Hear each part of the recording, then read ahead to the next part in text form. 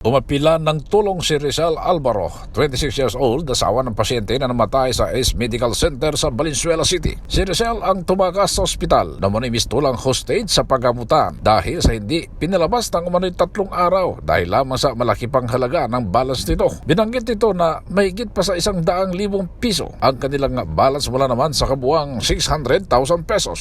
Napilitang tumakas nito para lamang maipalibing ang kanyang asawa na no'y nasa loob pa siya ng hospital. Nabatid na tinulungan sila ni Mayor Wes Gatchalian na sampa ng kasong serious illegal detention at slight illegal detention kasamang isa pang biktima ang paggamutan at ang security dahil sa umano'y palit o scam. Una nang sinabi kahapon ni Mayor Wes Gatchalian na nais nitong buwagin ang ganitong estilo ng ilang private hospital na ayaw palabasin ang pasyente kapag may mga balance pa ito na nauwi minsan sa pagtaas ng bayarin habang sila'y iniipit sa loob ng paggamutan. Samantala, nagpaabot na rin ng tulong ang 2x2 sa DZRH para sa pinansyal na makatulong sa biktima na mabayaran ang ilang bahagi ng kabuang balance nito sa paggamutan. Para sa MBC TV Network News, ako si Edwin Duque, sama-sama tayo Pilipino.